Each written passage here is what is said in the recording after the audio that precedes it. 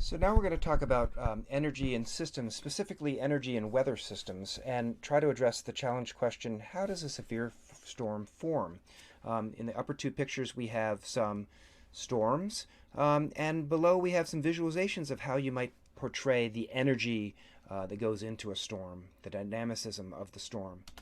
Okay, so we're going to look at three phenomena, heat waves and hurricanes and thunderstorms, and ask some very basic questions about energy. Where does the energy of a heat wave come from? When will the heat wave dissipate or end? And what are the implications of a heat wave in terms of uh, your comfort levels, for example? The energy of a heat wave comes from the sun. That's the great driving force of all weather phenomenon really on the surface of the Earth. And it happens when a high pressure system descends to the surface of the Earth, and as air descends, it condenses and gets warmer, just like when we have a bike pump. And that hot air is at the surface of the Earth where we live. It becomes a heat wave when it becomes stable over several days, and it traps that heat in the same area. And it's like a dome where the external conditions, the wind, prevailing winds, whatever, push in from all directions and keep that dome of heat in the same place for a long period of time, and it lacks the convection to be able to cool it at night or away due to prevailing winds. When will it dissipate? Well, if the jet stream has a change in its direction, or the heat wave will just migrate downstream a little bit, and the hot air moves away and dissipates over a larger area. What are the implications of a heat wave? Well, if you have more heat coming in from the sun than energy that is allowed to escape, it gets warmer and warmer and warmer. And that causes heat stress among organisms like ourselves or the animals that are in the area, and then we try to adapt some way. So let's watch a little video about heat waves. Whatever you want to call it, heat like this behaves in ways well known to meteorologists. I sometimes think a lid off a frying pan. The sun comes in, bakes those temperatures at the ground, the air rises, but the lid kind of compresses the air and it sinks to the ground. It warms up even more. The lid is actually high pressure atmospheric conditions that not only push heat down, but also make it difficult for other weather systems to come in. That's why heat waves linger for days or weeks.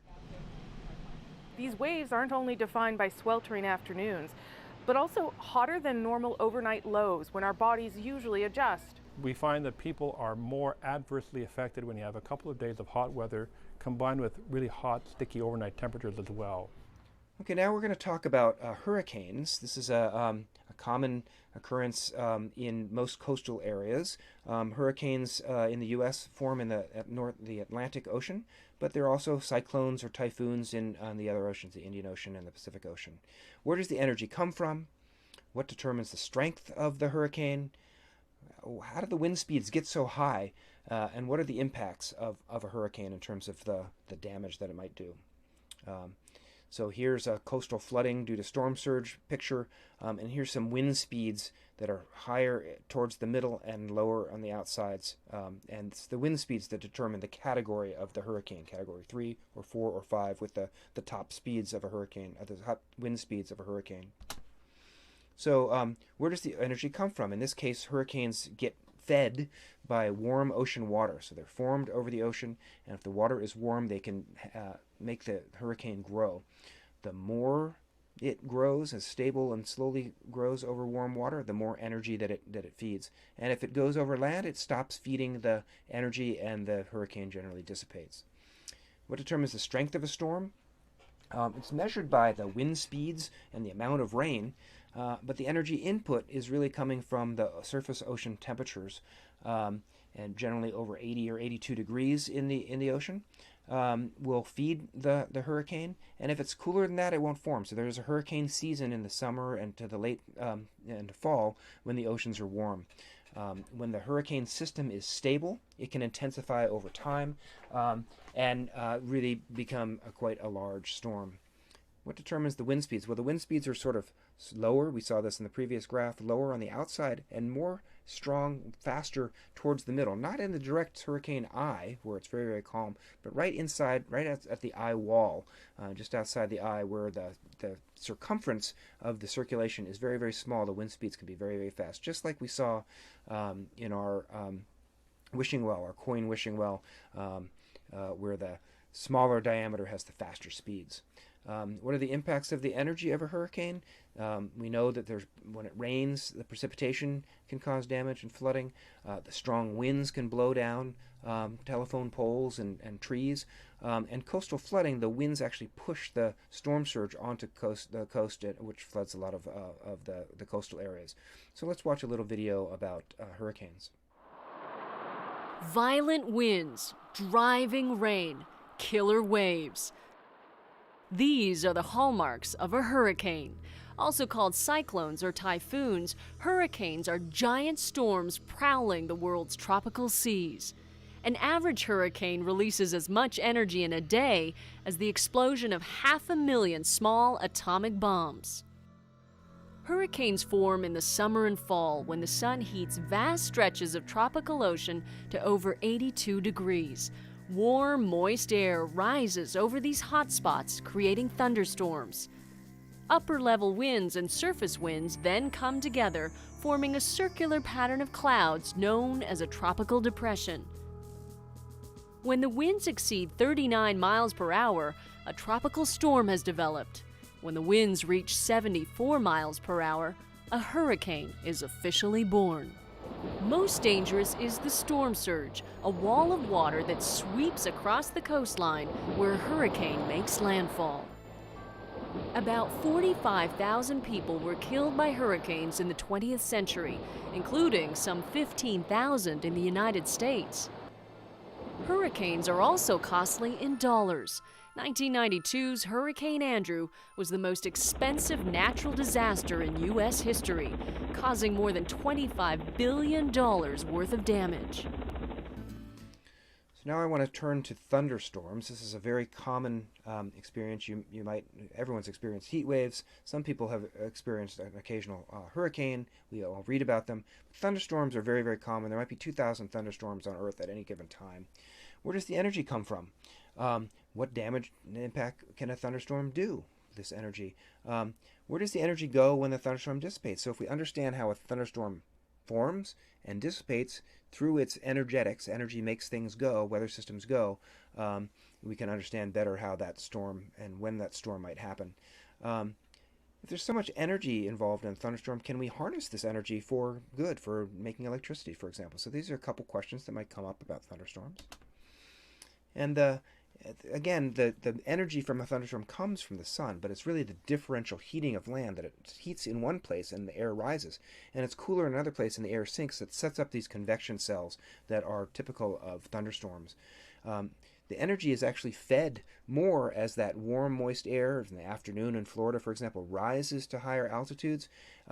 It can't hold the water anymore and it rains, and when that latent heat of precipitation is dumped into that air mass rises even further, making a higher convective cell, and that rising air mass and that sinking cool air mass right next to each other is what, when they're really close together, is what allows lightning, or the jumping of charge from one air mass to the other, happen, and the lightning then, because it travels faster than the speed of sound, creates thunder. When does a thunderstorm dissipate? Well, two processes happen. One is that if that energetic air rises to the top of that convection cell and then is blown out by cool winds up high, then the energy sort of stops. The other is that when rain actually rains to the ground and cools that warm heating from the bottom, then there's no more rising air, and so the cooling at the ground also sort of stops the thunderstorm from occurring.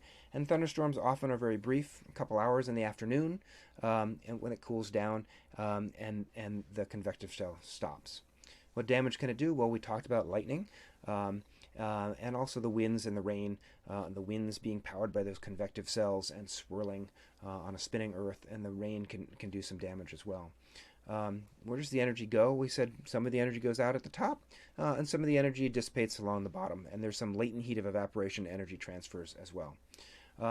So can we harness this energy? Well, there's a lot of wind energy in a thunderstorm, and we could put a turbine in that to capture that, but it's a very brief, intense wind energy, and so you'd have to build a very sturdy wind turbine to capture that really intense wind. And then most of the time when the thunderstorm isn't there, we won't be able to capture any energy, and so it would be not rotating or creating any energy. So really better to have more constant strong winds than to have these short brief bursts of wind to generate energy from wind of a thunderstorm.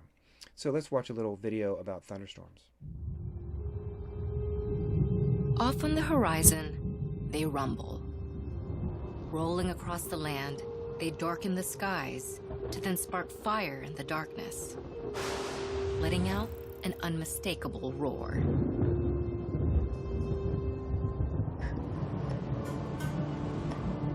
Thunderstorms are rain showers accompanied by lightning and thunder. While violent, these weather phenomena are common, with about 2,000 occurring at any moment worldwide. There are 4 major types of thunderstorms: single cell, which are small, weak, and isolated storms; multi-cell, a common type of storm that includes a cluster of thunderstorms; squall line, a collection of storms that can form a line hundreds of miles long; and supercells, the most intense kind of storm capable of producing tornadoes. All thunderstorms form when warm air in the lowest layers of the atmosphere rises. Called an updraft, this air causes water from the Earth's surface to evaporate and carries the moisture upward to form clouds. The clouds then build and grow, sometimes as tall as 10 miles high. The clouds darken as they fill and become heavy with water. Cool, dry air from the upper layers of the atmosphere, known as a downdraft, then pull this moisture downward, causing it to fall as life-sustaining rain. While thunderstorms are necessary for maintaining balance in the atmosphere, they can also be hazardous. Lightning strikes create fires. Excessive rainfall can cause flash flooding, and high-speed winds from tornadoes can destroy homes. So an interesting thing to do would be to compare the energetics of the different systems that we've been talking about. A lightning bolt is a brief amount of energy all in one place at one time, and it's only about 7.5 gallons of gasoline. But gasoline is explosive, and that is a lot of amount of energy that, again, focused on one house or one tree at one brief split second can be a lot of energy density and cause a lot of damage. A tornado is 30 or 40 times larger than a single lightning bolt, something like 270 gallons of gasoline, or what you can drive in 8,000 miles in your car in a year. But again, it's a brief thing that lasts for several minutes and can do quite a lot of damage. 270 gallons of gasoline being burned over the size of a neighborhood or something. So again, the tornado can do a lot of damage, but is a brief, relatively small system. A thunderstorm is a much larger system. In fact, there are tornadoes that spin off of the super cells, thunderstorms. And a thunderstorm has a great variety of energies, but a typical thunderstorm might have as much energy, 10,000 times the amount of energy of a tornado, the amount of energy in an atomic bomb. A hurricane, a much, much larger system that grows and gets its energy not just from heating locally of the land, but of over traveling over a very warm ocean for a large area. And you can calculate it by how much wind energy there is, or how much rain, latent heat of precipitation there is. And both of these numbers are 10 to the 19th, 10 to the 17th joules, equivalent to 10,000 to 100,000 nuclear bombs, depending on the size of the bomb, and could create as much as 50% of the world's electrical needs if we were to capture the energy of a hurricane, which is very hard to do, again, for the reasons that we talked about. What's interesting is the energy density of a tornado is actually 6 times higher than the energy density, even the most intense hurricanes, and tornadoes are generally thought of as the strongest weather phenomenon because of that energy density, not because of the total energy of the system, but because of the energy in one place at one time. So, if we think about these individual weather systems, but think about the Earth as a system, we can think about the energy in Earth systems, like where does the energy on Earth come from? Where does it go? And what really affects weather and climate, what happens to it temporarily when it's converting from one phase, one form to another, law of conservation of energy, but from one form to another on Earth. How does this affect weather and climate? And specifically, how does it affect extreme weather? So the energy in has to equal the energy out, but what happens in between is what we're asking. So where does the energy come from? Most of the energy on Earth, especially the energy on Earth that causes weather systems, comes from the sun, differential heating on the surface of the Earth. And some of that sun is actually captured by photosynthesis by plants and actually fuels all ecosystems and the food that we eat. A little bit of energy comes from radioactive decay of elements in the center of the Earth through geothermal energy. This is a nuclear fission process, but the geothermal energy really doesn't cause weather patterns, except when volcanoes might explode occasionally. Most of the energy for weather systems really comes from the sun. So if we think about the global sun budget, 341 comes in from the sun every year, and exactly 341 exits space every year, 102 going out in the visible and 239 going out in the infrared. So if we think about the sun coming in through the transparent atmosphere, that visible radiation, some of it actually hits the surface of the Earth, and much of it is reflected by the albedo of the atmosphere, the clouds and the small particles, aerosols. Some of it comes down to the surface of the Earth and is there reflected by ice and white materials, white roofs, for example. And the rest is absorbed either by the atmosphere or absorbed by land and converted into infrared radiation, which is then emitted off the surface of the Earth. But now the atmosphere is not transparent, it actually is opaque, and just like a greenhouse or a car window, traps that energy, which then re-radiates both to space and back to Earth. And that which leaves the Earth is the infrared radiation that leaves the Earth.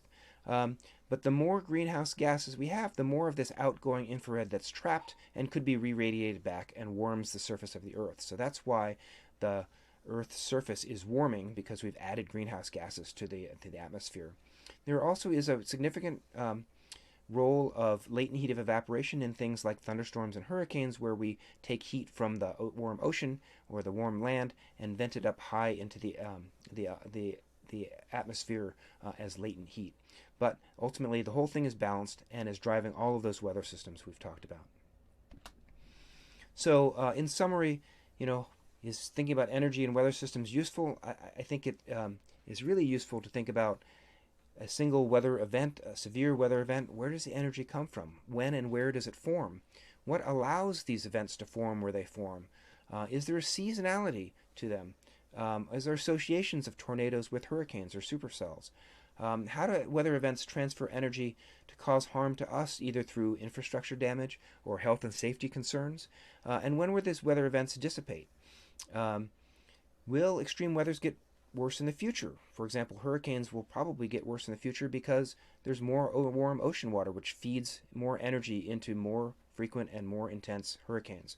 So all of these questions can be asked, should be asked, maybe drawn in your accordion books, and maybe you can do some research on the internet about how some of these questions can be asked, and maybe you can ask some new questions.